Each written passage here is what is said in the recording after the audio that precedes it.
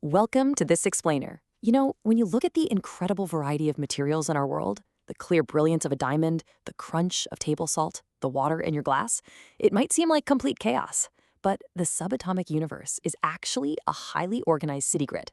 Every single element has a specific, unchangeable address that governs exactly how it behaves. And today, we're going to learn exactly how to read that map.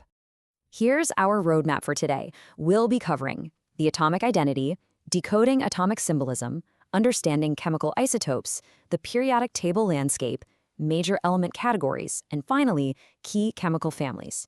Okay, let's just dive right into this map by starting at the absolute microscopic level with the nucleus, and then we'll zoom out to the grand landscape of the periodic table.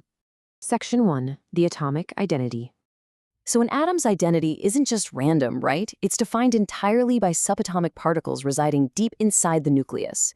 To give you a sense of scale here, if an atom were the size of a football stadium, the nucleus would be about the size of a single blueberry sitting right on the 50-yard line. Yet that tiny blueberry contains almost all of the atom's mass and its entire identity. The absolute most important metric in that nucleus is the atomic number, which chemists represent with the letter Z. This is simply the number of positively charged protons inside the nucleus. You can think of the atomic number as the unchangeable core identity, or the definitive street address of any element. For example, any atom in the universe that contains exactly 6 protons is classified as carbon, period. If it has 8 protons, it's oxygen. If you change the number of protons, you literally change the element. Now, right next to those protons in the nucleus are uncharged particles called neutrons. When you add the number of protons and the number of neutrons together, you get the mass number, represented by the letter A. So while the protons strictly define the identity of the element, adding the neutrons gives us the mass number.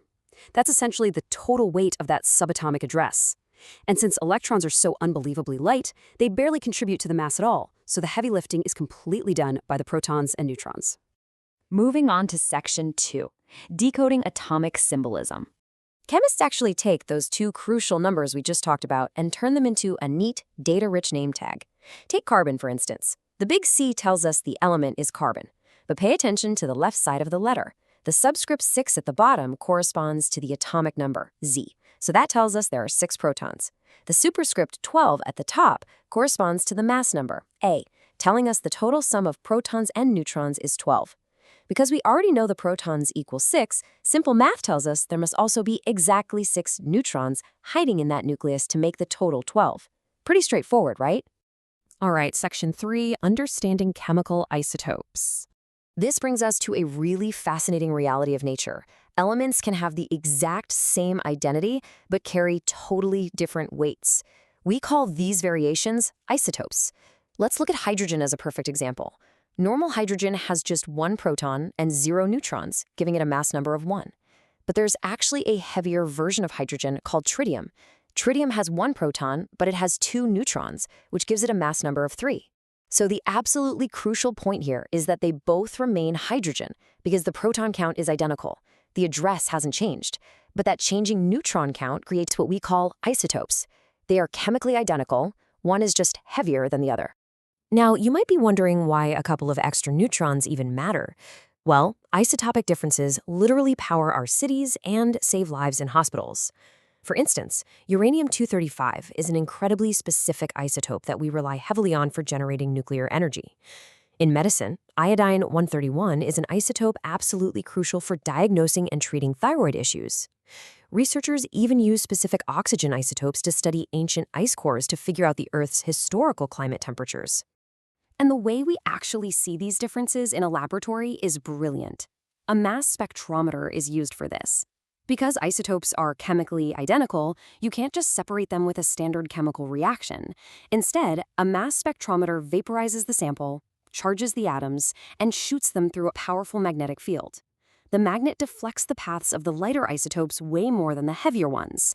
It's kind of like how a strong breeze will easily blow a ping pong ball off course, but it barely even moves a bowling ball. Section 4, the periodic table landscape. Okay, let's zoom out to the macro level and see how all these tiny atomic identities map out onto a master grid that really governs all of chemistry. Treat this incredible chart exactly like a geographic map. The elements are organized by increasing atomic number, starting from the top left and moving across. We read this grid in 2 distinct directions.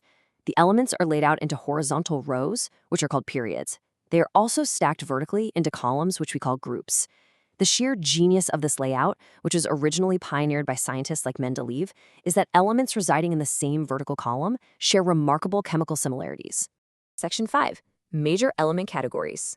Just like a city is divided into different types of large neighborhoods, industrial, residential, commercial, our elemental map is divided into major physical terrains.